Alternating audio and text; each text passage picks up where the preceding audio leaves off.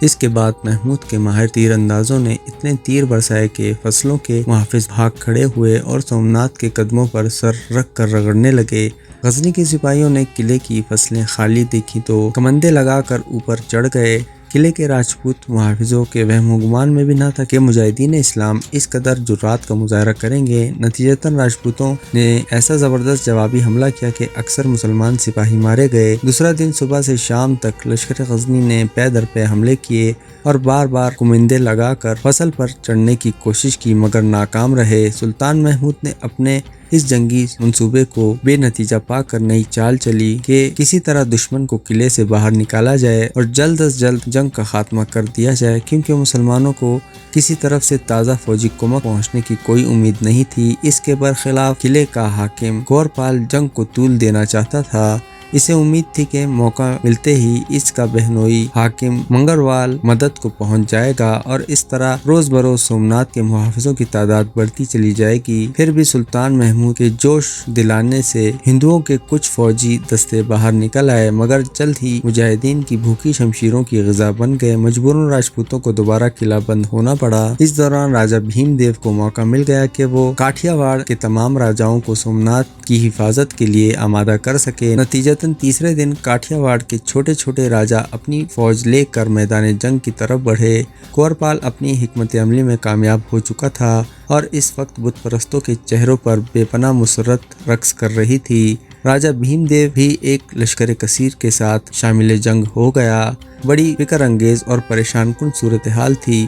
سلطانی لشکر تین طرف سے محصور ہو کر رہ گیا تھا۔ ولی غزنی سومنات کے حاکم اور کاٹھیا واڑ کے راجاؤں پر آسانی کے ساتھ غلبہ حاصل کر سکتا تھا مگر اسے یہ امید نہیں تھی کہ مفکر بھیم دیو اچانک پوری فوجی تیاری کے ساتھ پلٹ پڑے گا۔ انسانی اندازوں کی اس غلطی نے میدان جنگ کا نقشہ ہی بدل کر رکھ دیا تھا، لیکن پھر بھی محمود کے چہرے پر خوف و ہراس کا ہلکا سا عکس تک نہیں تھا۔ اس نے قلعے کا محاصرہ جاری رکھنے کے لیے سپاہیوں کا ایک دستہ وہیں چھوڑا اور باقی فوج کو مختلف حصوں میں تقسیم کر دیا۔ پھر راجہ بھیم دیو اور کاٹھیا واڑ کے ایک راجہ دیو شیل کا مقابلہ کرنے کے لیے میدان جنگ کی طرف بڑھا۔ فولاد سے فولاد ٹکرایا، فضا میں چنگاریاں اڑیں، شمشیروں نے شہرگیں کاٹی، تیروں نے جسم چھنی کر دیے، نیزے سینوں کے پار ہو گئے اور انسانی خون کے دریا بہنے لگے۔ سومنات کے محافظوں کی تعداد بہت زیادہ تھی، اس لیے بت پرستوں کے نزدیک جانی نقصان کی کوئی اہمیت نہیں تھی مگر مجاہدین غزنی کی تعداد جو پہلے ہی بہت کم تھی ہر گزرتے ہوئے لمحے کے ساتھ مزید کمتر ہوتی جا رہی تھی۔ اسی دوران سومنات کے قلعے کا حاکم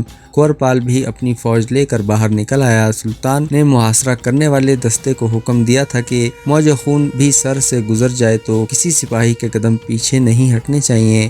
اگر کسی فوجی کی پشت قلعے کی طرف ہوئی تو وہ دربار سلطانی میں سب سے بڑا مجرم قرار دیا جائے گا۔ یہ حکم اس لیے جاری کیا تھا کہ گورپال کے محصور رہنے ہی میں لشکر غزنی کی عافیت تھی۔ اگر گورپال عقب سے حملہ آور ہو جاتا تو افواج سلطانی کی حالت اس شیر کی سی ہوتی جس کے چاروں طرف آہنی حصار کھینچ دیا گیا ہو۔ گورپال نے محمود کے اس کمزور پہلو کو بخوبی سمجھ لیا تھا۔ نتیجتاً وہ اس وقت قلعے سے باہر نکلا جب سلطان بہت آگے جا چکا تھا اور اس بات کا کوئی امکان باقی نہیں رہا تھا کہ محمود محاصرہ کرنے والے دستے کی مدد کے لیے پیچھے کی طرف لوٹ سکے گا۔ گورپال نے بڑے وحشیانہ انداز میں حملہ کیا۔ مجاہدین غزنی کے جسموں سے بنی ہوئی یہ مختصر سی دیوار کہاں تک مزاحمت کرتی؟ آخر ایک ایک سپاہی کا جسم دو ٹکڑے میں بٹ گیا، دیوار گر گئی اور سلطان کو خبر بھی نہ ہو سکی کہ رسم وفا نبھانے والے اپنی جانوں سے گزر گئے ہیں۔ اب گورپال آزاد تھا۔ راجپوتوں کے ایک دستے نے سومنات کی قسم کھائی اور اس ارادے سے آگے بڑھے کہ وہ ہر قیمت پر سلطان غزنی کو ہلاک کر ڈالیں گے۔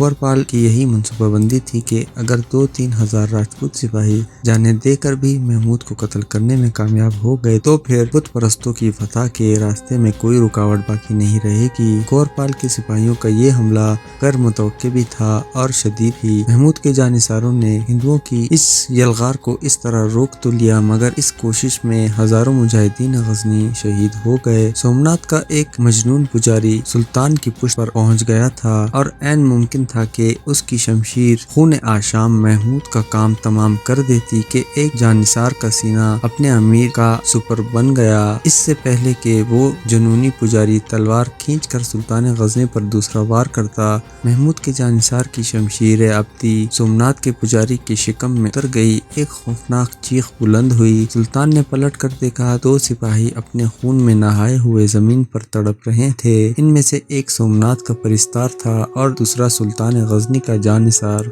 सोमनाथ का परिस्तार तकलीफ की शिद्दत से चीख रहा था और सुल्तान का जानिसार सिर्फ इसलिए परेशान था कि कहीं इसके अमीर के जिस्म पर कोई खराश तो नहीं आई। महमूद को कुछ देर के लिए सकता सा हो गया था।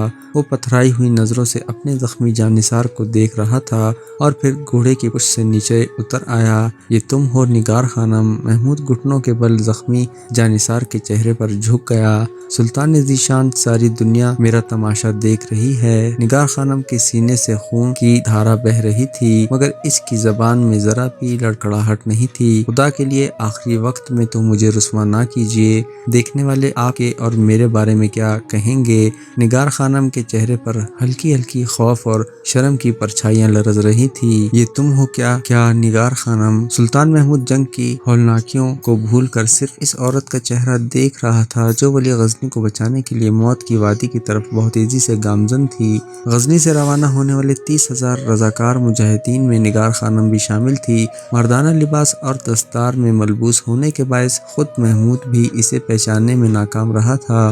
निगार खानम ने आम मुजाहिदीन के साथ ये तवील सफ़र तय किया था, मगर जब सुल्तान महमूद राजा भीमदेव के मुकाबले सफारा हुआ तो निगार खानम भी वली गजनी के मुहाफिज दस्ते में शामिल हो गई। वो सुल्तान के दोष बदोश चल रही थी, मगर जंग की हंगामा खीजियों के सबब महमूद इस सिपाही के खद खाल पर गौर न कर सका जो हमा वक्त साए की तरह लगा हुआ था। और फिर सुल्तान के वहमो गुमान में भी न था कि निगार खानम ऐसा खौफनाक और नाकाबिल यकीन रास्ता भी अख्तियार कर सकती है। फिर जब जुनूनी पुजारी की तलवार निगार खानम के सीने में उतर गई और निगार खानम के जवाबी हमले ने सुल्तान के बदतरीन दुश्मन को खाक और खून में नहला दिया तो सुल्तान ने चौंक कर देखा कि इसके अकब में क्या कयामत खेज तूफान दबे पांव बढ़ रहा था और इस तूफान को रोकने वाला जानिसार कौन था। महमूद इस वक्त भी निगार खानम को पहचानने से कासिर रहता, मगर जब वो शदीद जख्म खाकर घोड़े की पुश्त से नीचे गिरी तो इस गैर मुतवक्का हादसे ने तमाम राज फाश कर दिए। निगार खानम की दस्तार खुल चुकी थी और इसके लंबे बाल चेहरे पर बिखर गए थे। महमूद ने बेकरार होकर निगार खानम का चेहरा अपने दोनों हाथों के दरमियान ले लिया। ये माह कामिल आसमान से गिरकर इस तरह खाक आलूद भी हो सकता है। कयामत है निगार खानम, मैंने तो सोचा भी ना था कि तुम मुझे इतनी बड़ी आजमाइश में मुब्तला कर दोगी। कुछ तो लिहाज कीजिए। सुल्तान ज़ी चश्म, निगार खानम ने अपने चेहरे से महमूद के हाथ को हटाते हुए कहा, आपके जलाल सुल्तानी से ये उम्मीद तो नहीं थी कि एक कनीज को आखिरी वक्त में इस तरह रुस्वा करेंगे। महमूद ने शर्मसार होकर अपने दोनों हाथ खींच लिए। मुहाफिज दस्ते के सिपाही और दूसरे उमराए सल्तनत भी इस जान गुदीजा मंजर को बड़ी हैरत से देख रहे थे। फिर जंगल की आग की तरह ये खबर पूरे लश्कर में फैल गई कि सोमनाथ के एक मुहाफिज ने सुल्तान पर भरपूर कातलाना हमला किया, मगर निजामशाह की बेटी निगार खानम ने गोरपाल की इस साजिश को नाकाम बना दिया। कुछ देर बाद सुल्तान महमूद जख्मी निगार खानम को लेकर अपने खेमे में पहुंचा और दरबारी तबीब को मुख्तलिफ हिदायत देने लगा। सुल्तान ने मुअज्जिम, आप मुहाजिर जंग की तरफ देखिए, निगार खानम ने कहा, मगर जरियान खून के सबब इसकी आवाज से नकाहत झलक रही थी। सुबह करीब होती है तो बेशुमार सितारे कत्ल कर दिए जाते हैं। मैं भी एक सितारा ही थी जो अपने आफताब पर कुर्बान हो गई। अभी तो और न जाने कितने सितारे बुझेंगे, फिर कहीं आपकी नुसरतों का सूरज तुलू होगा। निगार खानम, मैं तुम्हें इस तरह छोड़कर कैसे चला जाऊं? महमूद बहुत ज्यादा दिल गिरफ्तार नजर आ रहा था। मुझे कुछ नहीं होगा सुल्तान आली कदर, निगार खानम ने बेमिसाल इस्तकामत का मुजाहरा करते हुए कहा। मैंने भी अपने अल्लाह से यही दुआ की थी कि सोमनाथ की फतह से पहले मुझ पर मौत नाजिल ना करना। ये गुनाहगार आंखें देख रही हैं कि मेरी दुआ की कबूलियत का वक्त आ गया है। सुल्तान ज़ीशान, आप जाएं, मुजाहिदीन इस्लाम आपके बगैर तन्हाई महसूस कर रहे होंगे। सुल्तान महमूद शदीद इस्तराब के आलम में खेमे से बाहर निकला। मुहाजिर जंग पर नजर की तो सूरत हाल मजीद अबतर हो چکی تھی۔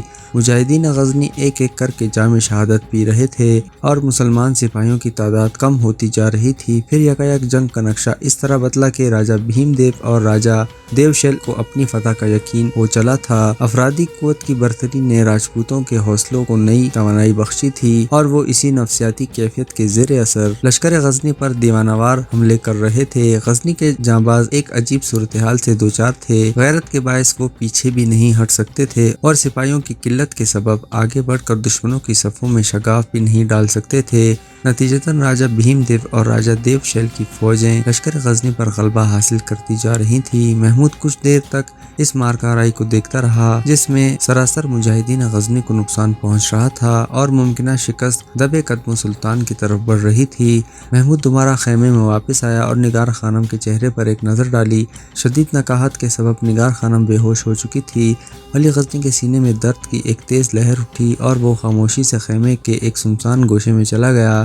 پھر اس نے اپنے سامان میں سے سبز رنگ کا ایک پیرہن نکالا اور چند لمحوں اسے بغور دیکھتے رہے۔ پھر سلطان محمود نے اس سبز پیرہن کو اپنی جائے نماز پر سجدے کی جگہ بچھا دیا۔ یہ سبز پیرہن دراصل ابو الحسن خراقانی کی وہ قبا تھی جو حضرت شیخ نے ولی غزنی کو تحفے کے طور پر عنایت کی تھی۔ سلطان محمود نے 2 رکعت نماز ادا کی اور پھر اس طرح سجدے میں چلا گیا کہ ولی غزنی کا سر شیخ ابو الحسن خراقانی کی قبا سے مس ہو رہا تھا۔ اے قادر مطلق، تو خوب جانتا ہے کہ تیرے کرم کے بغیر میں کچھ بھی نہیں اور تیری رحمت کے حصار سے نکل کر میں کچھ بھی نہیں، بس ایک تیری ذات ہے اور اس کے سوا کچھ نہیں۔ ہمارے غرور اور تکبر اور ناشکر گزاریوں کو معاف فرما، بے شک تو پاک ہے اور ہم ظالموں میں سے ہیں۔ مجھے شیخ ابو الحسن کے اس قبا کے طفیل عطا فرما کہ اب یہی میرا جنگی پرچم ہے۔ میں گناہگار سہی، مگر تو اپنے ایک محبوب بندے کی قبا کے اس پرچم کو اہل باطن کے سامنے سر نگوں ہونے سے بچا لے۔ یہ دعا مانگ کر سلطان محمود خیمے سے باہر آیا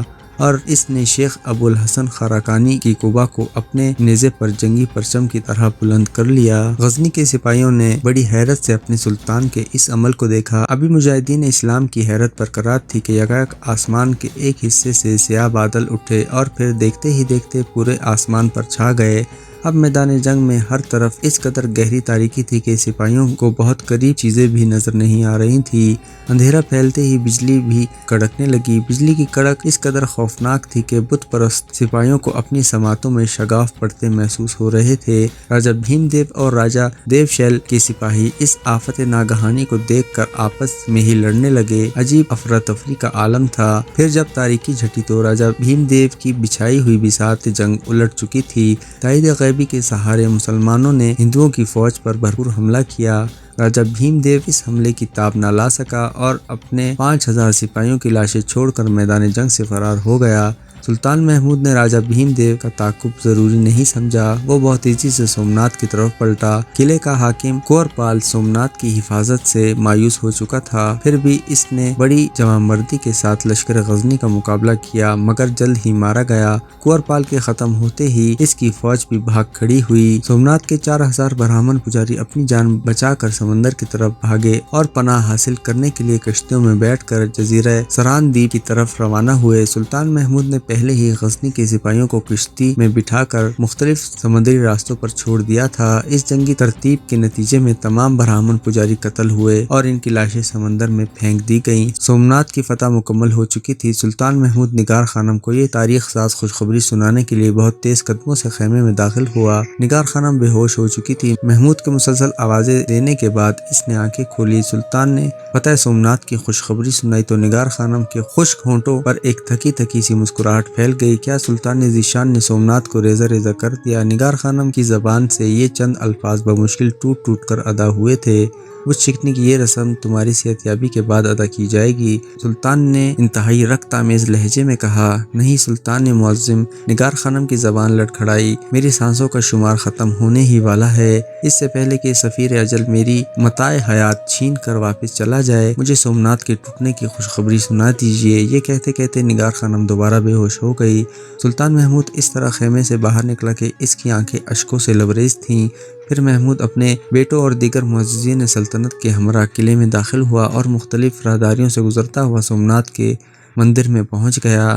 اب ولی غزنی کی نظروں کے سامنے وہ طویل قامت بت موجود تھا جس کی لمبائی 5 گز تھی۔ تو یہ ہے سومناتھ۔ سلطان محمود نے پتھر کے مجسمے کو مخاطب کرتے ہوئے کہا، تیرے پرستار تجھے چھوڑ کر فرار ہو چکے ہیں اور تیری لازوال قوتوں کا یہ حال ہے کہ تو اپنی جگہ سے جنبش بھی نہیں کر سکتا۔ محمود کے لہجے سے نفرت اور غضب کی آگ برس رہی تھی۔ اگر تیری زبان ہے تو مجھے بتا کہ تیرے ساتھ کیا سلوک کروں، مگر پتھر کے حقیر ٹکڑے تو کس طرح بولے گا؟ آج تو صرف اہل ایمان کے گرز بولیں گے، حق پرستوں کی شمشیریں نغمہ سرا ہوں گی اور اہل وفا کے نیزے گفتگو کریں گے۔ کاش تیری سماعت ہوتی، پھر تو سنتا کہ لا الہ کا آہنگ کیا ہے اور الا اللہ کی صدا کسے کہتے ہیں۔ یہ کہہ کر محمود نے سومناتھ کے چہرے پر اپنے گرز کی بھرپور ضرب لگائی۔ پھر دوسرے ہی لمحے برہمنوں کی گراں زاریوں سے پورا مندر گونجنے لگا۔ ان کا دیوتا بے چہرہ ہو چکا تھا۔ تمام پجاری ولی غزنی کے قدموں سے لپٹے ہوئے فریادیں کر رہے تھے، اے مہمان سمراٹ، ہم سے سیم و زر کے انبار لے لے مگر ہمارے دیوتا کو بخش دے۔ سلطان محمود نے انتہائی نفرت سے اپنے قدم